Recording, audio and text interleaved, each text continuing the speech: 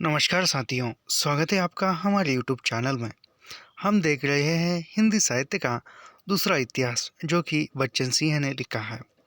इससे इसमें हम देख रहे थे कबीरदास। कबीरदास के बारे में हमने कुछ परिचय जान रहे थे इनका और देखा था, और यहाँ से हम गुरु यानी कबीरदास के गुरु के बारे में हम यहाँ से देखेंगे, यानी कबीर ने गुरु से किस प्रकार शिक्षा दीक्षा ली थी, यह हम यहाँ से पढ़ेंगे। तो ऐसे ही लाइन टू लाइन, पंक्ति दर पंक्ति नेट ज़ेआरएफ का अध्ययन करने के लिए हमारे चैनल को सब्सक्राइब कीजिए, लाइक कीजिए और शेयर करना मत भूलिए। यह हिंदी साहित्य का इतिहास है, तो नेट, सेट, टीजीटी, पीजीटी तथा सभी हिंदी साहित्य के सभी जितनी भी एग्ज़ाम होती है, उन सभी एग्ज़ाम के लिए, जैसे असिस्टेंट प्रोफेसर हो, जैसे अन्य जो हिंदी के एग्ज़ाम होते हैं, जैसे कि कहा जाए तो भाषा अधिकारी, ऐसे बहुत कुछ एग्ज़ाम जो हिंदी साहित्य से है, उन सभी के लिए यह उपयोगी क्लास है। यह इसमें हमने लगभग आज 11वां भाग बनने जा रहा है, तो इन सभी की प्लेलिस्ट मैं यूट्यूब पर सेव कर दूंगा, आप कभी भी देख सकते हो। तो चैनल को सब्सक्राइब कीजिए, लाइक कीजिए और शेयर करना मत भूलिए। अब बढ़ते हैं आज की वीडियो की तरफ। गुरु, कबीर के जो गुरु है उनके बारे में जानते हैं। उस समय गुरु का बहुत अधिक महत्व था, यानी तत्कालीन जिस समय कबीर थे उस समय गुरु का बहुत अधिक महत्व था। आज के समय में गुरु का उतना ज़्यादा महत्व नहीं है। प्राय सभी संतों भक्तों ने गुरु का गुणानुवाद किया है, यानी सभी जो संत भक्त थे उन्होंने गुरु के जो गुण थे, उन गुरु के गुणों का अनुकरण किया था। कहा जाता है कि रामानंद कबीर के दीक्षा गुरु थे, यानी दीक्षा गुरु यानी रामानंद ने कबीर को दीक्षा दी थी। दीक्षा प्राप्त करने के लिए कबीर को साधना पर करनी पड़ी, यानी जो दीक्षा का रामानंद से दीक्षा प्राप्त करने के लिए कबीर को साधना करनी पड़ी, यानी जो कुछ भी वहाँ साधना थी वहाँ करनी पड़ी। मुसलमान को दीक्षा देना रामानंद के लिए संभव नहीं रहा होगा, यानी कबीर जो थे मुसलमान है ऐसा माना जाता है, तो और रामानंद जो थे हिंदू थे, तो फिर मुसलमान को दीक्षा देना संभव नहीं था, रहा नहीं होगा कबीरदास को। पर कबीर को गुरु मंत्र लेना था, और वह भी रामानंद से। लेकिन कबीर को गुरु मंत्र लेना था रामानंद से। एक रात वे पंचगंगा घाट की एक सीढ़ी पर लेट गए, यानी कबीरदास जो है एक रात जो पंचगंगा नदी की घाटी है उस पर वह लेट गए। रामानंद उसी रास्ते ब्रह्मवेला में गंगा स्नान के लिए जाते थे, यानी वहाँ रामानंद जो थे ब्रह्मवेला में, यानी सुबह 4 बजे 5 बजे, यानी अंधेरा रहता था उस समय। ब्रह्मवेला शायद मेरे ख्याल से 4 के बाद ही रहती है ब्रह्मवेला, तो वहाँ अंधेरा रहता था, तो वहाँ ब्रह्मवेला में गंगा स्नान करने के लिए रामानंद जाते थे, और उसी रास्ते में कबीर जो है लेट गए थे। रामानंद का पैर कबीर पर पड़ा। उनके मुंह से जैसे उनके मुंह से राम राम निकल पड़ा, यानी कबीर जो थे उनके रास्ते में लेटे थे, और तो फिर रामानंद उसी रास्ते से गंगा स्नान के लिए आ रहे थे, तो फिर उनका पैर उन पर पड़ा, तो उनके मुंह से राम राम निकल पड़ा रामानंद से। कबीर के लिए यह राम नाम गुरु मंत्र हो गया, यानी कबीर ने उसी राम नाम को गुरु मंत्र माना और उसका स्वीकार किया। पर कबीरदास जैसे मौलिक विचारक ने इसे अपने ढंग से अर्थापित कर लिया, यानी फिर आगे चलकर कबीरदास ने अपने मौलिक विचारों से अपने ढंग से उसका अर्थ लिया राम राम नाम का गुरु मंत्र के द्वारा।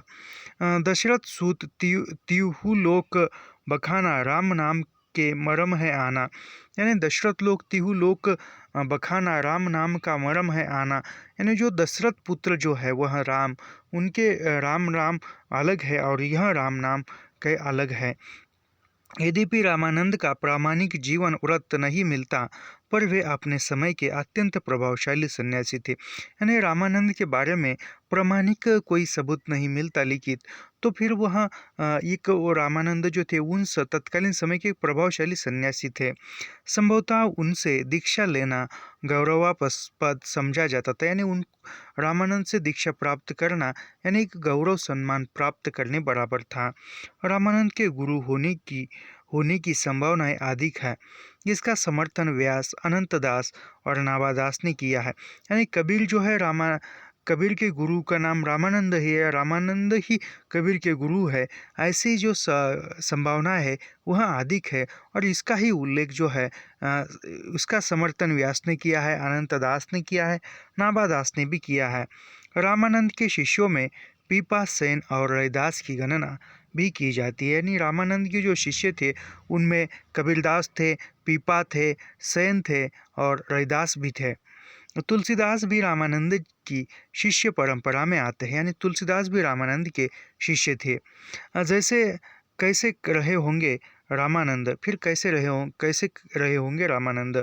एक और कबीर उनके शिष्य है तो दूसरी ओर उन्हीं की शिष्य परंपरा में गोस्वामी तुलसीदास, यानी तुलसीदास ने कबीर का विरोध किया है तो एक और कबीर भी उनके शिष्य है और तुलसीदास भी है। एक अति वर्णाश्रम धर्मी तो दूसरा वर्णाश्रम धर्मी, यानी वही एक जो है अति वर्णाश्रम धर्मी, यानी एक जो है पूरे जो वर्णाश्रम धर्म है उसको मानने वाला, और दूसरा जो है वर्णाश्रम धर्मी, यानी दूसरा जो कबीर है वह वर्णाश्रम धर्मी।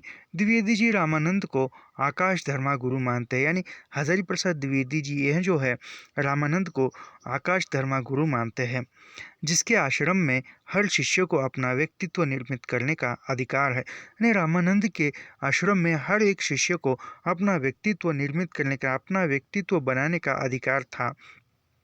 स्वयं रामानंद का अपने गुरु राघवानंद से मतभेद हो गया था, क्योंकि रामानंद युगानुरूप जाति प्रथा को ढील दे रहे थे। यानी रामानंद के गुरु का नाम राघवानंद था और रामानंद और राघवानंद में मतभेद था, क्योंकि रामानंद जो तो युगानुरूप जो जाति प्रथा थी उसको ढील दे रहे थे, यानी उसको वह इनकार रहे थे।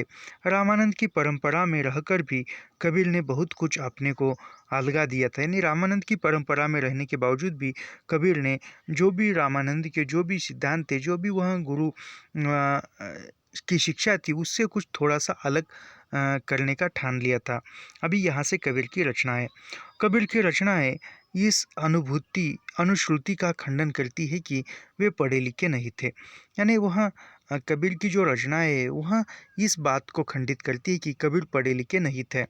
मसी कागज छुओ नहीं, मसी कागज छुओ नहीं, कलम गई नहीं हाथ का अभिप्राय यह है कि उन्होंने स्वयं अपने हाथ से कुछ नहीं लिखा है।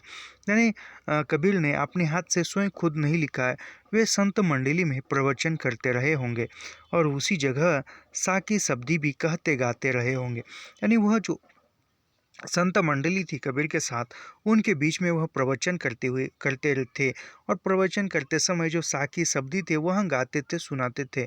उन्हें उनके शिष्यों ने भी कंठस्थ करके लिपिबद्ध कर लिया होगा। यानी जो भी वह प्रवचन करते समय साकी शब्द गाते थे, सुनाते थे, जो उनके शिष्य थे उन्होंने वह कंठस्थ किया, मुखद्गत किया और आगे चलकर लिपिबद्ध किया, लिखकर रखने का काम किया। उनके ज्ञान को देखकर यह कहना कि वे बहुश्रुति भर थे हल्का लगता है। उन्हें हिंदू दर्शन, योग, पुराण आदि के तत्ववाद का अच्छा खासा ज्ञान था। यानी जो हिंदू धर्म में जो दर्शन, योग है, पुराण है, जो सभी के जो पुराण का, दर्शन का, सभी का उसको अच्छा खासा कबीर को ज्ञान था। इस्लामी संस्कार तो परिवार से ही मिले थे, यानी इस्लामी जो संस्कार थे वह कबीर को परिवार से मिले थे। काशी के पंडितों और मुल्लों से भी उनका वाद विवाद हुआ होगा, यानी जो काशी के पंडित थे, मुल्ला थे, उनसे भी वाद विवाद हुआ होगा। असाधारण प्रतिभा संपन्न तो वे थे ही, यानी प्रतिभा संपन्न तो थे ही कबीरदास। उन्होंने जो कुछ छंदोबद्ध किया है वह आश्चर्यचकित करने वाला है। यानी जो कुछ भी उन्होंने छंदबद्ध में लिखा है या है उसका लिखा हुआ वह आश्चर्यचकित करने वाला है। विभिन्न लोगों ने कबीर के बहुत से ग्रंथों का नाम उल्लेख किया है, उनमें कुछ अनुपलब्ध है और जो उपलब्ध है वे अप्रामाणिक है। यानी बहुत से लोगों ने बहुत से कबीर के ग्रंथों का उल्लेख किया है और जिन नामों का उल्लेख है ग्रंथों के वह कुछ अनुपलब्ध है, यानी वह कुछ नहीं है और कुछ है भी तो वह भी अप्रामाणिक है, प्रामाणिकता नहीं है। कबीर की बानियों का सबसे पुराना नमूना गुरु ग्रंथ साहिब या आदि ग्रंथ में संग्रहित है। यानी कबीर की बानियों का सबसे पुराना जो नमूना है वह गुरु ग्रंथ साहिब में, जो सिखों का गुरु ग्रंथ साहिब है, उनमें सम्मिलित है और वह आदि ग्रंथ में संग्रहित है।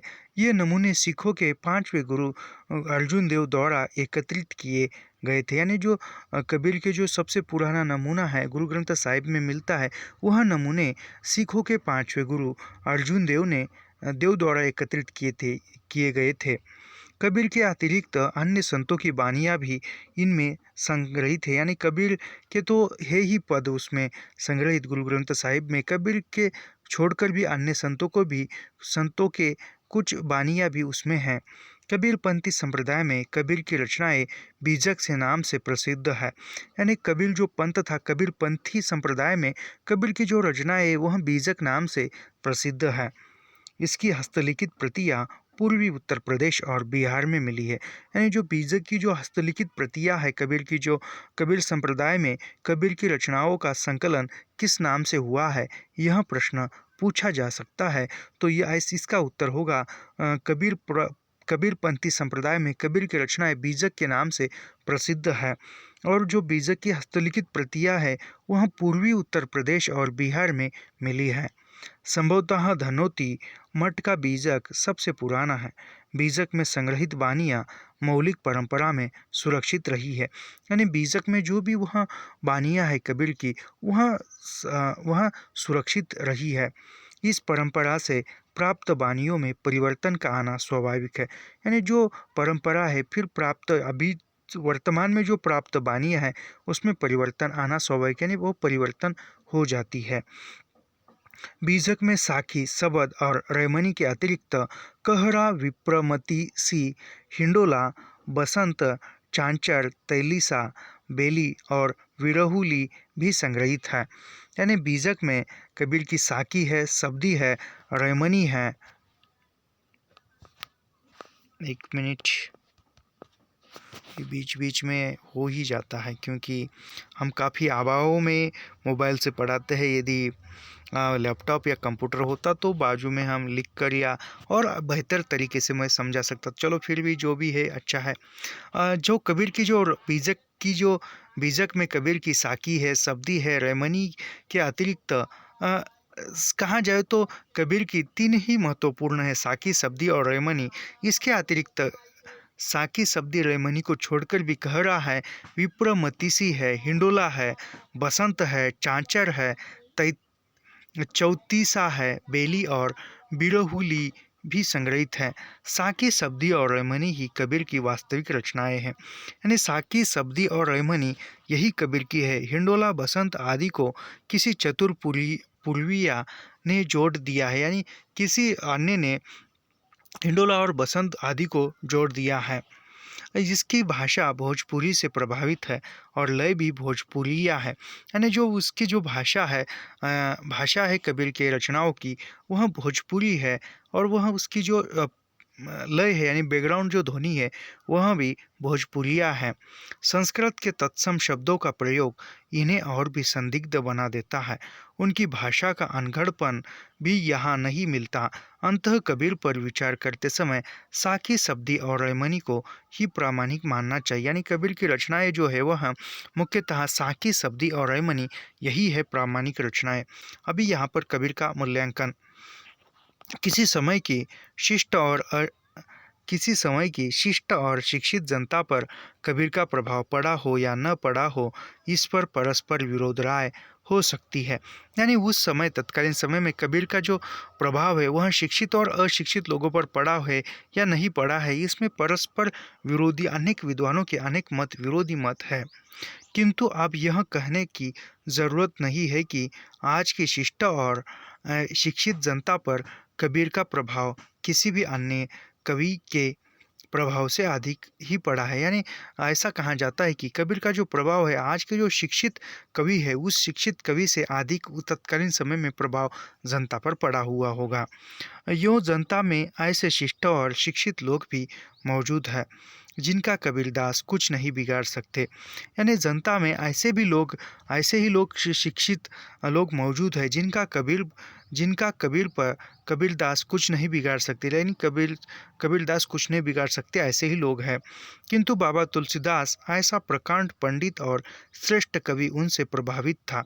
यानी तुलसीदास भी कबीर से प्रभावित थे। बाबा ने कबीर के प्रति जो गुस्सा, झुंझलाहट और खींच पैदा होती रहती थी, वह देखने ही लायक है। यानी बाबा, यानी यहाँ पर तुलसीदास को बाबा कहा है। तुलसीदास में कबीर के प्रति गुस्सा उमड़ता था, झुंझलाहट होती थी और खींच पैदा होती थी, तो वह तुलसीदास जो है देखने लायक होते थे। साकी शब्दी दोहरा कही कही नी उपखाना, भगति निरूपही भक्ति कली नितही वेद पुराण। यानी यह साकी शब्दी दोहरा कही कहिनी उपखान, भगति निरूपही भगत कली दही वेद पुराण, यह तुलसीदास का है। शुक्ल जी ने जिस पदावली में कबीर को स्मरण किया है उसे संयम है और कुछ तथ्य की बातें भी है। पर शुक्ल स्कूल के कुछ पंडितों ने जिस पर शब्दावली में कबीर को याद किया है उन्हें सुसंस्कृत नहीं कहा जा सकता। ऐसा क्या है कबीर में उस आदना से जुला है में जिससे बड़े बड़े पंडित घबरा उठे। यानी क्या है उस कबीर में जिससे बड़े बड़े पंडित घबरा जाते थे। इसके लिए उनकी अस्वीकृतियाँ देखे, यानी कबीर की जो अस्वीकृतियाँ है वह देखे। अस्वीकार का साहस, यानी कबीर ने क्या क्या अस्वीकार किया है इसका देखते हैं। यानी अस्वीकार करने का साहस कबीर में था। उन्हें कोई भी मत स्वीकार्य नहीं है जो मनुष्य के बीच भेद उत्पन्न करता है। यानी कबीर जो है, कबीर ने अस्वीकार करने का जो साहस किया है, ऐसे मतों का साहस किया है जो मनुष्य के बीच में भेद करता है, यानी मनुष्य के बीच में भेद उत्पन्न करता है। इसके उन्होंने कबीर ने विरोध किया है। यानी कबीर एकता की बात करते हैं। उन्हें कोई भी अनुष्ठान या साधना मंजूर नहीं है जो बुद्धि विरुद्ध है। यानी जो भी साधना या अनुष्ठान बुद्धि विरुद्ध है वह उन्हें स्वीकार नहीं थी। उन्हें कोई भी शास्त्र मान्य नहीं है जो आत्मज्ञान को कुंठित करता है। यानी कबीर आत्मज्ञान को ही श्रेष्ठ मानते थे। वेद कितबे भ्रम उत्पादक है, अंत अस्वीकार्य। यानी वेद जो है, अन्य जो धर्म किताबें उनको वह स्वीकार नहीं थी। तीर्थ व्रत पूजा नमाज रोजा गुमराह करते हैं, इसलिए अग्राह्य है।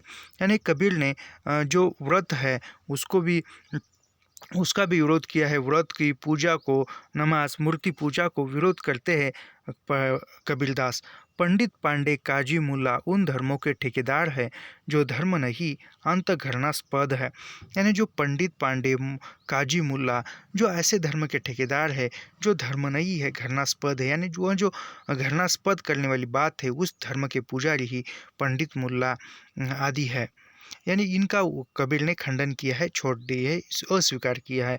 वे वैष्णव को अपना संगी कहते हैं किंतु विष्णु को 14 भुवनों का चौधरी कहकर मजाक उड़ाते हैं। यानी वह कबीर जो है उनके संगति में वैष्णव यानी संतों को वहाँ संगी कहते हैं और विष्णु को वह 14 भुवनों का चौधरी कहते हैं। यानी वह 14 राज्यों का राजा कहकर मजाक उड़ाते हैं।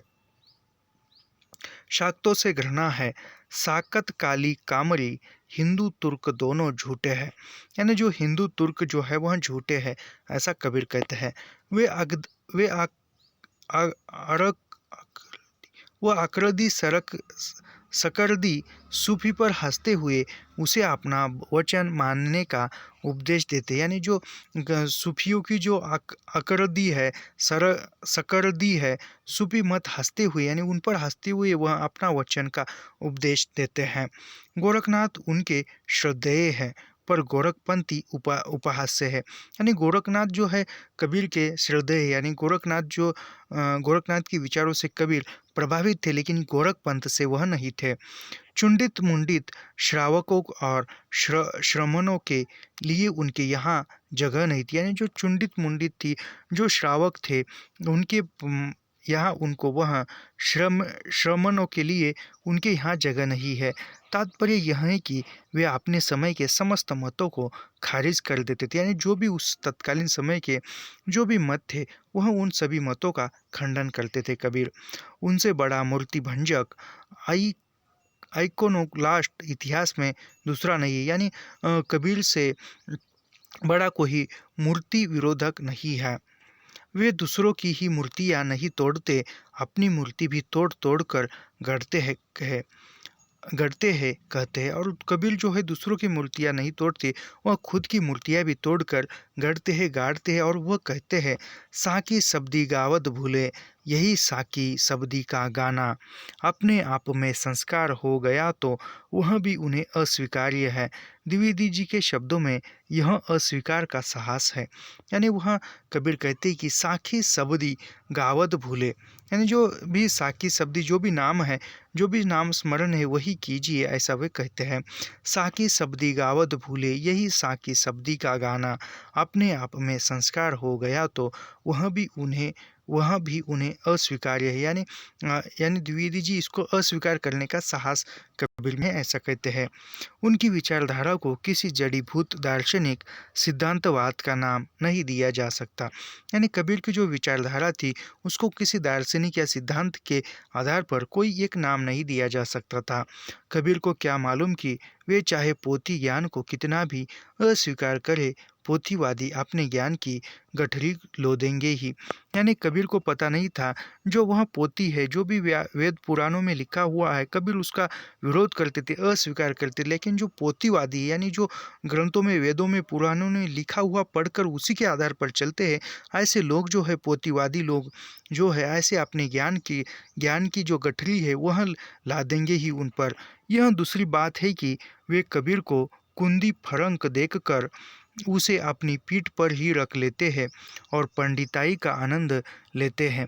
कोई उन्हें शांकर अद्वैतवादी कहता है तो कोई नाथपंथी द्वैताद्वैत विलक्षण, यानी कोई जो है कबीर को शांकर अद्वैतवादी कहता है तो कोई नाथपंथी द्वैताद्वैत कहता है। कुछ अन्य ज्ञानियों ने तीसरी आंख खोली तो देखा कि अरे यहाँ तो शैवागमनीय ईश्वराद्वैत है, यानी किसी अन्य यानी अद्वैतवादी कहते हैं और नाथपंथी द्वैताद्वैतवादी कहते हैं। यह दो विचारों को छोड़कर तीसरा ज्ञानी विचार सामने आता है कि वह तो यह है कि वह शैवागमनीय ईश्वराद्वैत कहते हैं। बूढ़ा वंश कबीर का उपजे पूत कमाल, यदि बिना नाम किए काम नहीं चलता तो उसे अद्वैत विलक्षण कहा जाता है। यानी वह बूढ़ा वंश कबीर का उपजे पूत कमाल, यदि बिना नाम किए काम नहीं चलता है तो उसे अद्वैत विलक्षण कहा जाता है। अद्वैत में मनुष्य में समानता, अभेद, बाह्य आडंबर, स्वच्छता, सहृदयता है, तो विलक्षणता में अद्भुत राग भाव है। यानी अद्वैत में मनुष्य के समान है, यानी मनुष्य को समान है, कोई उसमें भेद नहीं है। अभेद बाह्य आडंबर में स्वच्छंदता है, यानी स्वच्छता है, सहृदयता है, यानी हृदय की स्वच्छता है, और तो विलक्षण में अद्भुत राग भाव है। एक और निषेध यह कहना कि वे समाज सुधारक थे गलत है, यानी कबीर जो है समाज सुधारक है कहना, कबीर को समाज सुधारक कहना भी गलत है। यह कहना कि वे धर्म सुधारक थे और भी गलत है, यानी वह धर्म सुधारक थे कबीर, यह कहना भी उनके लिए और भी गलत हो सकता है। यदि सुधारक थे तो रेडिकल सुधारक, यानी सुधारक थे कबीर तो वह रेडिकल सुधारक थे। वे धर्म के माध्यम से समाज में क्रांतिकारी परिवर्तन लाना चाहते थे, यानी कबीर जो है धर्म के माध्यम से वह समाज में क्रांतिकारी बदल लाना चाहते थे। वे कोई पंथ खड़ा करने के पक्षपाती नहीं थे, यानी कबीर कोई पंथ खड़ा करने के पक्षपाती नहीं थे। वे ऐसे समाज की स्थापना करना चाहते थे जिसमें न कोई हिंदू हो न मुसलमान, न पूजा हो न नमाज, न पंडित हो न मुल्ला, सिर्फ इंसान हो, यानी वह एक इंसान धर्म की स्थापना, इंसानियत धर्म की स्थापना करने के लिए करने वाले कबीर थे।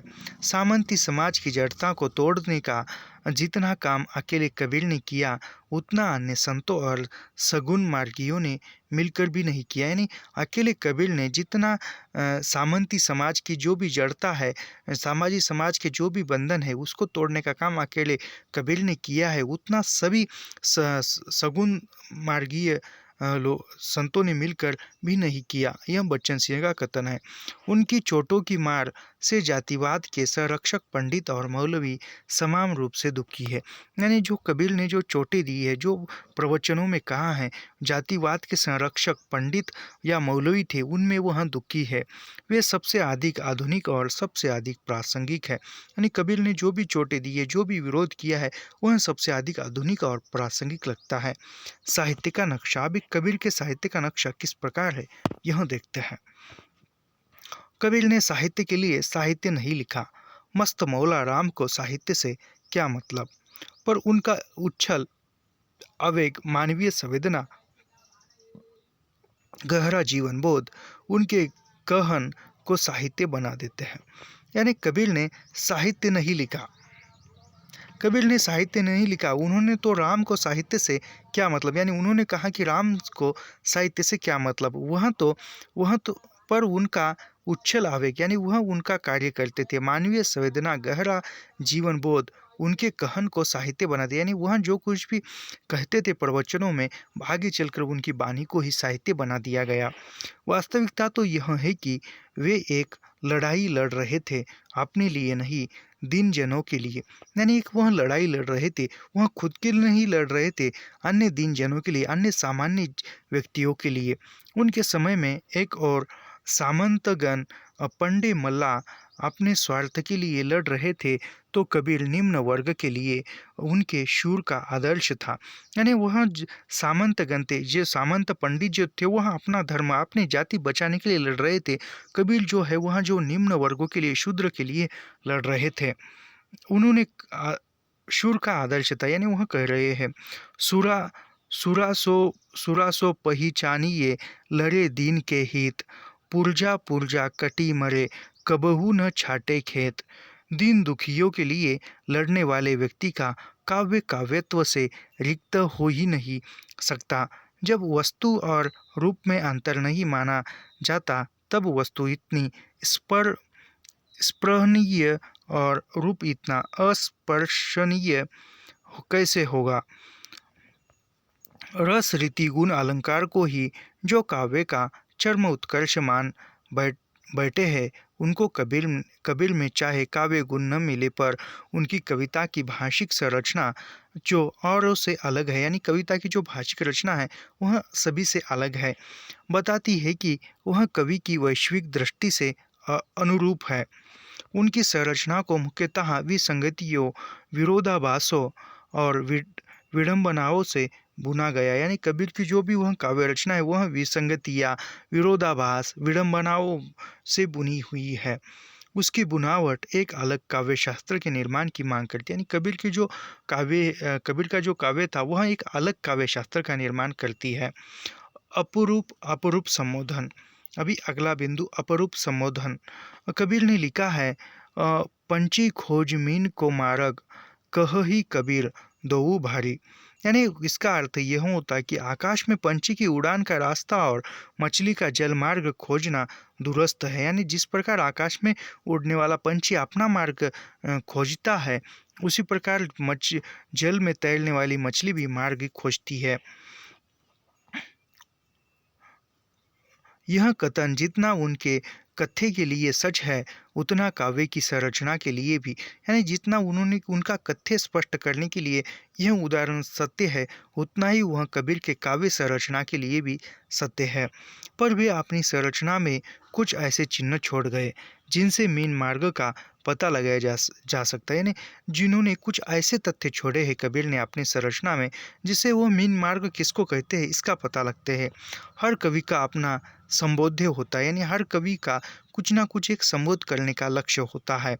कबीर के शब्द में कुछ विशिष्ट लोगों को, व्यक्तियों को नहीं, वर्गों को संबोधित किया गया। यानी कबीर की जो शब्द है, शब्द में कुछ वर्गों को, व्यक्तियों को नहीं, लेकिन कुछ वर्गों को कबीर ने संबोधित किया है। सूर, तुलसी और मीरा में भी संबोधन की प्रक्रिया अपनाई गई है। यानी सूरदास ने भी, सूरदास, तुलसीदास और मीराबाई ने भी संबोधन किया है, पर इन लोगों ने सीधे राम, कृष्ण, हरि, गोपाल को संबोधित किया है। यानी वह तुलसीदास, सूरदास, तुलसीदास और मीराबाई, इन्होंने उन्होंने अपने जो राम, कृष्ण, हरि, गोपाल, इनको संबोधित किया है, लेकिन कबीर ने किसी देवता को संबोधित नहीं किया है। इससे भक्त कवि भगवान से सीधे संबंध हो जाता है और श्रोता अप्रत्यक्ष रूप से हिस्सेदारी करता है। किंतु कबीर तो अपने श्रोताओं को सीधे संबोधित करते, यानी जो सूरदास है, तुलसीदास है, मीराबाई है, इन्होंने अपने गोपाल को, अपने कृष्ण को, अपने राम को संबोधित किया है, लेकिन कबीर ने जो है वह उनका जो श्रोता था, उनके श्रोताओं को ही संबोधित किया है। इस तरह वे अपने और श्रोता व पाठकों के बीच संवाद की स्थिति पैदा करते हैं। श्रोता या पाठक हाशिए पर न रहकर संवाद में सीधे भागीदार हो जाता है। कहे कबीर, सुने भाई संतो उनकी टेक है। यानी कबीर कहते थे कि कबीर अपने श्रोता को, अपने पाठकों को ही संवाद करते थे और उनको ही संबोधन करते थे। वे पंडित काजी को संबोधित करते हुए उनकी खिल्ली उड़ाते हैं। यानी वह कबीर जो थे, कबीर पंडित काजी को संबोधित करते हुए उनका मजाक उड़ाते थे। संतों को संबोधित करते हुए वे अपनी बात कहते हैं, यानी संतों को संबोधित करते हुए वह खुद के विचार रखते थे। पंडितों, मुल्लाओं की लालन मलामत करते हुए भी कभी थकते नहीं थे। यानी पंडित मुल्लाओं की कभी वह विरोध करते हुए वह थकते नहीं थे। सवालों की ऐसी बौछार करते हैं कि मुँह ताकते रह जाते। काजी और पंडे उनके व्यंग के मुख्य लक्ष्य है, और बामन कली में बामन खोटे। गोस्वामी कबीर पर यूं ही नहीं नाराज थे। यानी वह जो पंडित काजी थे, उन पर वह व्यंग कसते थे और उनके व्यंग से पंडित काजी जो थे वह दुखी हो जाते थे, और मुख्य लक्ष्य उनका, कबीर का, यही रहता था।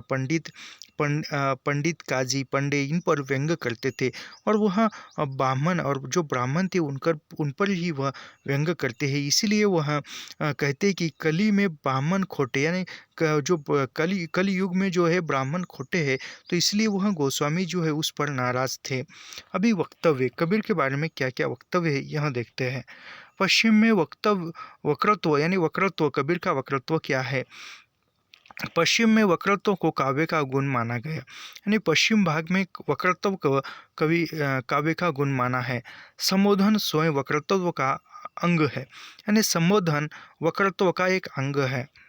उनके पद किसी न किसी मंच से बोले जा रहे हैं, कभी एक सवाल पूछते हैं। यानी कबीर के जो मत है, कबीर के जो पद है, वह किसी न किसी मंच से बोले जाते थे और उस पर एक सवाल पूछते हैं। कभी सवालों की झड़ी लगा देते हैं। ये सवाल अपने श्रोताओं से ही नहीं पूछते, फूल पौधों से भी पूछते। यानी कबीर जो है संबोधन करते हुए किसी मंच से पद बोलते बोलते सवाल पूछते थे, और वह सवाल अपने श्रोताओं से ही पूछते थे।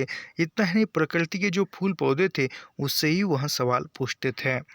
कभी सवाल का जवाब स्वयं देते हैं, कभी श्रोताओं की मरम्मत भी करते चलते हैं। यानी जो सवाल पूछते हैं उन्हीं सवाल का जवाब कभी स्वयं खुद कबीर देते थे और कभी श्रोताओं से लेते थे। कभी कोंच कर रह जाते हैं, कभी दाएं बाएं आगे पीछे से प्रहार करते। यानी वह कभी व्यंग्यात्मक भाषाओं का प्रहार करते थे। सटाक सटाक वे पूछते हैं, जो सुखाए मस्जिद वस्तु है, और मुलुक केली केर कौन देगा उत्तर। यानी वह पूछते थे, जो खुदाए मस्जिद वस्तु है और मुलुक फुकेरा, यानी जो जो खुदा है वह मस्जिद में बसता है, मस्जिद में ही रहता है, तो अन्य मुल्क का वह, अन्य जनता का वह कैसा देख सकता है, कैसा पालनहार हो सकता है, ऐसा वह पूछते थे। इस वक्तव्य को वे प्रश्नों से ही नहीं बूनते बल्कि मौन से भी बूनते, यानी वह प्रश्न से ही बोलते थे और मौन से भी बूनते थे। आजकल के आलोचक इसी को भाषा का मौन कहते हैं, यानी आजकल के आलोचक जो है इसी को भाषा का मौन कहते हैं। प्रश्नों के अंत में जब ये मौन धारण कर लेते हैं तो उनके सामने एक निर्वधि अवकाश छोड़ देते, यानी जब वो प्रश्न करके मौन हो जाते थे तो उसमें एक अवकाश छोड़ देते थे। चित्रकला का स्पेस वक्तव्य की बुनावट में चीज़ों को अलग अलग रखने की पद्धति, जिसे अंग्रेजी में जक्स्टापोजिशन कहते हैं, अपनाई गई है। इससे प्रश्नों का तीखापन बढ़ जाता है, यानी जो प्रश्नों का तीखापन है इससे बढ़ जाता था। कोई प्रश्न पूछे और फिर मौन हो जाए, जो बीच वक्तव्यों के बीच में पेश या जगह छोड़ने से जो इसमें तीखापन व्यक्त होता था। अभी प्रतीक, कबीर ने क्या क्या प्रतीक है। 7वीं से 15वीं शताब्दी तक प्रतीकों का खूब प्रयोग होता रहा, यानी 7वीं शताब्दी से 15वीं शताब्दी तक प्रतीकों का खूब प्रयोग होता है। तांत्रिकों के अनुष्ठान चक्र, मंत्र, मुद्राएं आदि प्रतीक है, यानी जो तांत्रिकों के अनुष्ठान चक्र, मंत्र, मुद्राएं थी, यह प्रतीक थे। मंदिरों में भी इनका प्रयोग किया जाता है, यानी मंदिरों में भी अनुष्ठान चक्र, मंत्र का प्रयोग किया जाता था। सरह ने एक स्थान पर कहा है कि बुद्ध का अर्थ प्रतीकों और कर्म से समझा जाता है, यानी जो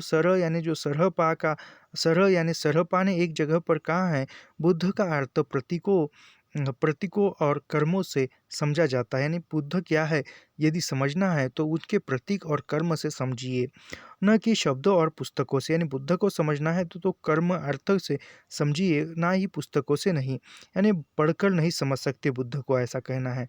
अपनी साखियों में कबीर ने आत्मा अनुभव या आत्म साक्षात्कार का वर्णन किया है, यानी कबीर की जो साखियाँ है उनमें कबीर ने जो आत्मा अनुभव और आत्म साक्षात्कार का वर्णन किया है।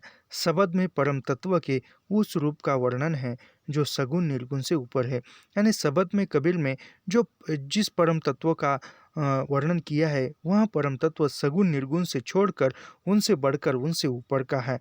रैमनी में मन रमन करता है, यानी रैमनी में मन जो है वह रमन करता है, यानी रमता है। इनके लिए प्रतीकों का प्रयोग आवश्यक था, यानी इनके लिए प्रतीकों का प्रयोग आवश्यक था। कहीं कहीं इन प्रतीकों का अत्यंत रसात्मक प्रयोग हुआ है, यानी कबीर ने जो प्रयोग है वह प्रतीक के प्रयोग किया है वह देखते हैं। अंबर कुंजा कुरलिया गर्जी भरे सब ताल, जिनते गोविंद बिछुड़े तिनको कौन हवाल, यानी गोविंद के विरह में भक्त की स्थिति कोच मिथुन की तरह है, यानी वह अपने ईश्वर के विरह में भक्तों की जो स्थिति है कोच मिथुन, यानी उनकी मिथुन की तरह है। शुक्ल जी का अत्यंत प्रिय काव्य उपकरण नाद योजना या उपस्थित है, यानी शुक्ल जो है काव्य उपकरण में सबसे प्रिय शुक्ल जी का नाद योजना था, यहाँ उपस्थित है। अपने को वे राम की बहुरिया कहते हैं, यह प्रतीक संत परंपरा में भूरिष्ठतः प्रयुक्त हुआ, यानी कबीर जो है वह राम की बहुरिया कहते हैं खुद को, यह जो है यह संत परंपरा में प्रसिद्ध है। उन्होंने अपने प्रतीक मुख्य 4 स्थानों से चुने हैं, यानी कबीर ने जो प्रतीक लिए हैं काव्य में वह 4 स्थानों से लिए हैं। जीवन जगत से, हस्तकला उद्योग से, प्रकृति से और नाथपंथी योगियों से, यानी कबीर ने 4 जगहों से जो प्रतीक है वह लिए हैं। उसमें से सबसे प्रथम है जीवन जगत से, दूसरा जो है हस्तकला से, और तीसरा है प्रकृति से, और चौथा है नाथपंथियों से। कबीर ने यह उनके प्रतीक लिए हैं। जीवन जगत के प्रतीकों में एक और बुनकर, कलाल, कुम्हार, माली, किसान आदि है, तो दूसरी ओर ब्राह्मण, ठाकुर, कायस्थ, मुल्ला, मौलवी आदि है। यानी कबीर ने जो जीवन जगत से प्रतीक लिए हैं उनमें है बुनकर, यानी कबीर जो जुल्हा थे तो वह बुनकर का काम करते थे, तो उनसे बुनकर का लिया है। कलाल, कुम्हार माली, किसान आदि है, तो दूसरी तरफ विरोध करते हुए तो वह ब्राह्मण, ठाकुर, कायस्थ, मुल्ला, मौलवी आदि भी है। इन विरोधी प्रतीकों के माध्यम से रोचक समाजशास्त्रीय अध्ययन हो सकता है, यानी रोचक समाजशास्त्रीय अध्ययन हो सकता है। ताना बाना, सूत, चरखा आदि बुनकरों से संबंध है, यानी ताना बाना, सूत, चरखा आदि बुनकरों से संबंध है। ऐसे पूछा जाता है कि ताना बाना, सूत, चरखा आदि जो प्रतीक है वह कबीर के बानी में किस से लिए गए हैं, तो बुनकर से लिए गए हैं। चकई, चकवा, मृग, चातक, मोती, समुद्र, नदी, जलाशय, शंख, पतंग आदि प्रकृति के क्षेत्र से चुने गए हैं। यानी कबीर ने चकई, चकवा, मृग, चातक, मोती, समुद्र, नदी, जलाशय, शंख, पतंग यह जो प्रतीक है यह प्रकृति से लिए हुए हैं। हठ योग के सारे प्रतीक नाथ संप्रदाय से ग्रहित है, यानी जो हठ योग के जो प्रतीक कबीर ने बताए हैं वह नाथ पंक्तियों से लिए हुए हैं। एक ही प्रतीक संदर्भों के बदले जाने से अपना अर्थ भी बदल देते हैं, यानी एक ही प्रतीक है वह संदर्भ से बदल जाता है तो उसका अर्थ भी बदल जाता है।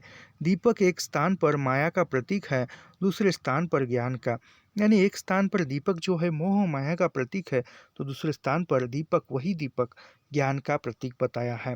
चातक के प्रतीकत्व को उन्होंने उलट दिया, यानी चातक का जो प्रतीक था वह उन्होंने उलट दिया, बदल दिया। कबीर के यहाँ वह मोह भंग के संदर्भ में है प्रयुक्त, यानी कबीर ने जो चातक का जो प्रतीक कबीर ने चातक को मोह भंग का संदर्भ माना है। अभी कबीर की उलटबासियाँ, यानी कबीर की जो उलटबासियाँ क्या है यह देखते हैं। जो कुछ लोग में विश्वसनीय तरीके से कहा जाता है उसे उलटबासियाँ, उलट कर कहना उलटबासियाँ, यानी जो लोग विश्वसनीय, यानी जो लोग विश्वास से करते थे उसको उलट कर, यानी उसको बदल कर कहना, यानी उलटबासियाँ, यानी विरोध कह के कहना। लोग में कहा जाता है सिंह ने गाय को मार डाला, कबीर कहेंगे कि गाय ने सिंह को मार डाला, यानी कि विरोध कहना। लोग कहते हैं, सामान्य लोग कहेंगे कि सिंह ने गाय को मार डाला, तो कबीर की भाषा में कबीर कहेंगे नहीं, सिंह ने गाय को नहीं मारा, गाय ने सिंह को मार डाला।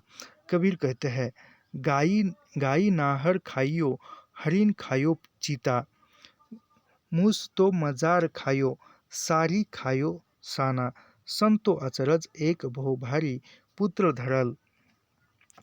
धरल मतारी इत्यादि।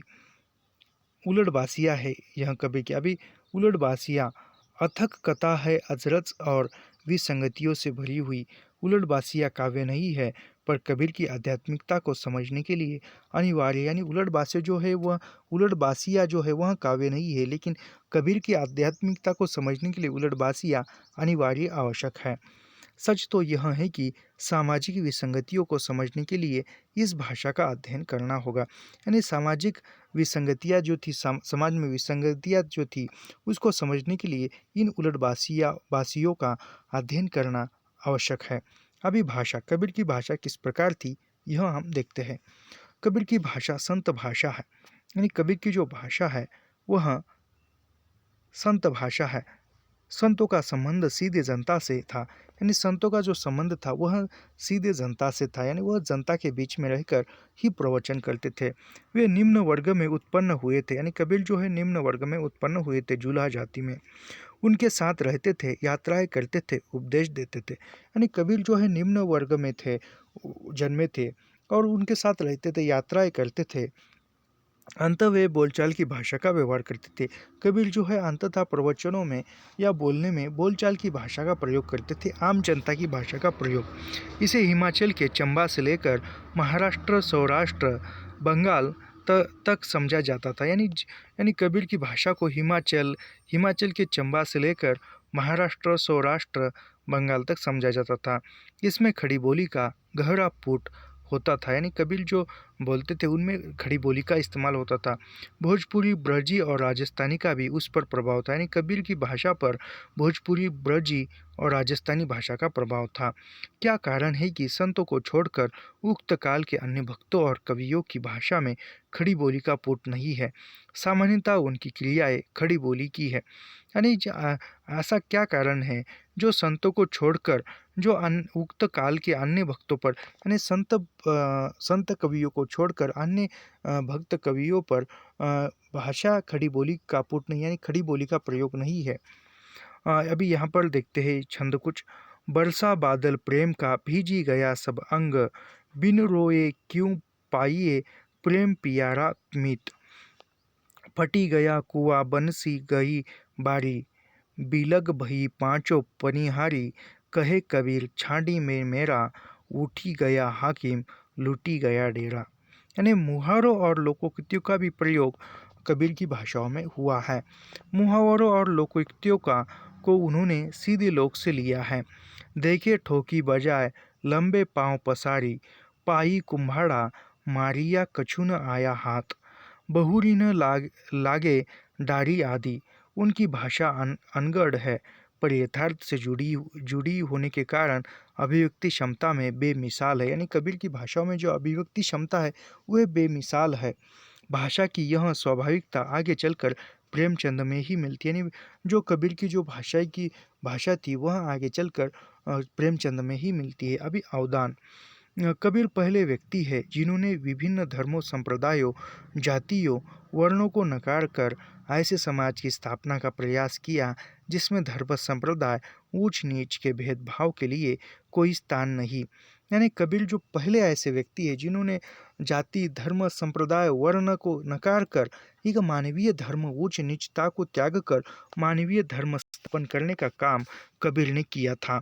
इसलिए कबीर सबसे पहले ऐसे व्यक्ति थे जिन्होंने धर्म, जाति, आडंबर को त्याग कर मानवीय धर्म, समानता यानी एकता की बात की थी। उनके समाज में न कोई हिंदू है न मुसलमान, सब मनुष्य है। यानी कबीर के समाज में ना कोई हिंदू है, ना कोई मुसलमान है, ना कोई ऊंच नीच है, केवल एक मनुष्य ही है।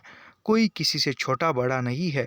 पीड़ित, शोषित, अपमानित जन समाज के दुख से जितना सरोकार कबीर का है उतना भक्तिकाल के किसी अन्य कवि का नहीं है। यानी कबीर ने जितने कबीर के समाज में कोई छोटा बड़ा नहीं है। कबीर ने पीड़ित, शोषित, अपमानित जन समाज की जो दुख की बात की है उतना अन्य भक्त कवि ने नहीं की है। उनका गैर समझौतावाद व्यक्तित्व अलग से चमकता है, इसीलिए उनका जो व्यक्तित्व है कबीर का अन्य संत कवियों से अलग चमकता है। लोकप्रियता में उनके समकक्ष गोस्वामी तुलसीदास है। यानी कबीर के साथ जो लोकप्रियता में कबीर के बाद जो है वह समकालीनता में यानी कबीर के समकक्ष यानी कबीर के युग में ही लोकप्रिय अन्य दूसरे कवि जो है वह गोस्वामी तुलसीदास है। तुलसीदास बड़े कवि है। उनका सौंदर्य बोध पारंपरिक और आदर्शवादी है। यानी तुलसीदास का जो सौंदर्य बोध और पारंपरिक जो है वह आदर्शवाद है। कबीर का सौंदर्य बोध अपारंपरिक और यथार्थवादी है। यानी कबीर का जो सौंदर्य बोध है वह अपारंपरिक है और यथार्थवादी है, सत्यता के आधार पर है। अंततः उनके लिए पृथक सौंदर्य शास्त्र का निर्माण करना पड़ेगा। यानी कबीर के लिए अन्य दूसरे सौंदर्य शास्त्र का निर्माण करना पड़ेगा। पारंपरिक सौंदर्य शास्त्र में पाठक समस्त काव्य व्यापार के साथ तादात्म्य स्थापित करता है। यानी जो पारंपरिक काव्य शास्त्र है उनमें पाठक जो है अपने काव्य व्यापार के साथ तादात्म्य यानी काव्य के साथ खुद का तादात्म्य स्थापित करता है। कवि और पाठक की दूरी काव्य का पाठ समाप्त करता है। यानी कवि और पाठक के बीच की जो दूरी है वह काव्य का जो पाठ है वह समाप्त करता है। यानी कवि और पाठक के बीच में एक रूपता, समानता लाने का काम जो है पाठ करता है। किंतु कबीर में कवि और पाठक दोनों मिलकर काव्य का निर्माण करते। कबीर जो है काव्य और पाठक दोनों को मिलकर ही काव्य निर्माण करता है, पर पाठक काव्य व्यापार से तादात्म्य स्थापित नहीं करता बल्कि एक अलगाव महसूस करता है। यानी कबीर के काव्य में पाठक जो है काव्य व्यापार से तादात्म्य यानी काव्य व्यापार से समरूपता स्थापित नहीं करता बल्कि एक अलगाव महसूस करता है, एक उसके विरोध महसूस करता है, एक ऊब जाता है। इस अलगाव के प्रभाव से वह सामाजिक और आध्यात्मिक प्रश्नों पर सोचने के लिए बाध्य होता है। उनके संस्कारों का सुरक्षा कवच छिन्न भिन्न हो जाता है। बैठे ठाले साधुओं तथा अगृहस्थ होकर भी गृहस्थी का उपदेश देने वाले भक्तों के सामने वह शारीरिक श्रम का उदाहरण प्रस्तुत करता है। यानी कबीर जो है जो बैठे ठाले यानी बैठ कर ही रहते थे साधु, अगृहस्थ यानी कोई घर गृहस्थी में जुड़कर नहीं है, गृहस्थी का उपदेश देने वाले भक्तों से यानी जो गृहस्थी का उपदेश देते हैं ऐसे भक्तों से वह शारीरिक श्रम का उदाहरण प्रस्तुत करते हैं। वह शारीरिक श्रम करने के लिए उनको कहते हैं। गृहस्थी में रहकर भी उनसे वितराग छोटी जाति में पैदा होने पर भी उनमें हीनता की ग्रंथि नहीं है, क्योंकि वह बड़ी जातियों से ज्ञान में कम नहीं है। वह पोती पत्राभिमानियों को जबरदस्त झटका देता है। यानी कबीर जो है पोती इनको वह विरोध करते हैं, पर युगिन घेरों को पूरा का पूरा तोड़ना संभव नहीं था। वे जन्मांतरवाद में विश्वास करते थे। यानी जो कबीर जो है जन्मांतर जो वाद है उनमें विश्वास करते थे। वे आर्थिक विषमताओं पर प्रकाश नहीं डालते। यानी कबीर आर्थिक विषमताओं पर प्रकाश नहीं डालते थे, उसे ईश्वर कृत मानते हैं। यानी कबीर जो है जो आर्थिक विषमता थी, जो आर्थिक विपन्नता या आर्थिक जो विषमता थी उस पर वह प्रकाश नहीं डालते हैं। आर्थिक विषमता कबीर आर्थिक विषमता को ईश्वर कृत मानते हैं, यानी वह प्राकृतिक मानते हैं, मानव कृत नहीं। यानी आर्थिक विषमता कबीर ईश्वर कृत नहीं मानते, वह मानव कृत नहीं, ईश्वर कृत है, मानव कृत नहीं है। फिर भी जाति पाति को नहीं मानते, इनके विरोध में जिंदगी भर लड़ते रहते। यानी जाति पाति के विरोध में कबीर जीवन भर लड़ते रहे। अभी प्रवर्ती संत, यह यहाँ से दूसरा पॉइंट तैयार होता है। कबीर ने निम्न वर्गों में आत्मसम्मान की जो अग्नि प्रज्वलित की, उसकी चिंगारियाँ पूरे उत्तर भारत में फैल गई। यानी कबीर ने जो निम्न वर्गों के आत्मसम्मान के लिए जो भी ज्ञान प्रवचन किया, जो भी अग्नि प्रज्वलित की, उसकी चिंगारियाँ जो थी, उसका प्रचार प्रसार जो था पूरे उत्तर भारत में हो चुका था, फैल गया था। कबीर के समसामयिक संतों में सैन, पीपा, रैदास, धन्ना आदि के अलग अलग पंथ बताए जाते हैं। यानी कबीर के समकालीन जो संत थे उनमें थे सैन था, पीपा था, रैदास, धन्ना, यह कबीर के समकालीन थे और उनके भी अलग अलग पंथ बताए जाते हैं, पर वे मूलतः कबीर पंथ से ही प्रभावित थे। पीपा, रैदास, धन्ना यह जो थे वह कबीर पंथ से ही प्रभावित थे। इनके अतिरिक्त अन्य संत तथा उनके पंथ जम्बनाथ का विष्णुई संप्रदाय, नानक पंथ, सिंगा पंथ, दादू पंथ, निरंजनी संप्रदाय, मलुकदासी पंथ, सतनामी पंथ, सुंदरदास, सहजोबाई, पलटूदास आदि कबीर के ऋणी हैं। यानी कबीर के ऋणी कौन कौन है? तो कबीर के ऋणी जम्बनाथ का विष्णुई संप्रदाय है, नानक पंथ है, सिंगा पंथ है, दादू पंथ है, निरंजनी संप्रदाय है, मलुकदास जी पंथ है, संत नामी पंथ, सुंदरदास, सहजोबाई, पलटूदास, यह सब कबीर के ऋणी हैं। यानी कबीर से उन्होंने कुछ ना कुछ ऋण लिया हुआ है, जो ज्ञान का प्रवचन का लिया होगा। हाथी के पाँव में सभी के पाँव समा जाते हैं, इसी तरह कबीर की व्याप्ति में सभी समाहित हो जाती है। यानी हाथी के पाँव में सभी समा जाते हैं। यानी हाथी ने जब पाँव रखा तो बहुत कुछ उसके पाँव के नीचे दब जाता है, समाहित हो जाता है, उतना बड़ा उनका पाँव हो जाता है, हाथी का पाँव होता है। उसी प्रकार कबीर दास की व्याप्ति यानी कबीर दास की साहित्य की जो कबीर दास के प्रवचन की जो व्याप्ति थी उनमें वहाँ यह सब समा गए। यदि भी प्रत्येक की अपनी विशेषताएं भी है, पर कबीर की प्रखर प्रतिभा और आग किसी अन्य भी नहीं पाती। यानी सभी संतों की जो संत कवि थे उनकी अलग अलग विशेषताएं हैं, लेकिन कबीर के जैसी प्रतिभा और आग अन्य किसी में नहीं पाई जाती है। सबसे प्रथम जो है वह रैदास है। रैदास कबीर परंपरा के संत हैं। यानी रैदास जो है वह रैदास को रविदास भी कहा जाता है। रैदास जो है कबीर पंथ के संत है। उनका जन्म भी बनारस में ही हुआ था। यानी रैदास का जन्म भी बनारस में हुआ था। कबीर की जन्मभूमि लहरतारा से दक्षिण वाड़ीह में, यानी कबीर की जन्मभूमि जो थी वह लहरतारा से दक्षिण में मड़ुवाड़ीह में है। एक ही नगर और एक ही विचारधारा के होने के नाते दोनों के मिलने जुलने की कल्पना की जा सकती है। यानी एक ही नगर में एक ही राज्य में होने के कारण कबीर और रैदास मिलते जुलते थे ऐसी कल्पना थी। स्वभाव से दोनों भी भिन्न थे, यानी स्वभाव से रैदास और कबीर भिन्न थे। कबीर में ओज अखड़ता और प्रखरता थी, तो रैदास में शांति संयम और विनम्रता थी। कबीर में जो थी ओज अखड़ता प्रखरता थी, विरोध करने की भावना थी, तो रैदास में शांति संयम और विनम्रता थी।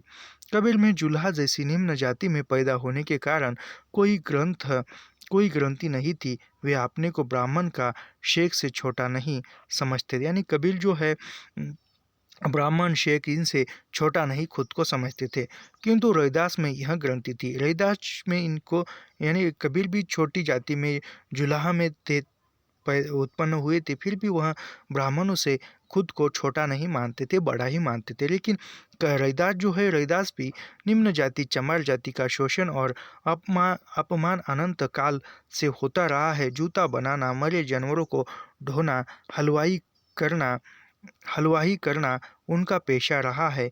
वो अपने ओछे जन्म को स्वीकार करते हुए उन्होंने लिखा, यानी रैदास जो है चमार जाति में उत्पन्न हुए थे, चमार जाति में जन्म हुए थे, तो वह चमार चमार जाति का जो शोषण था, अपमान था, चमार जाति का शोषण अपमान अनंत काल से हो रहा था।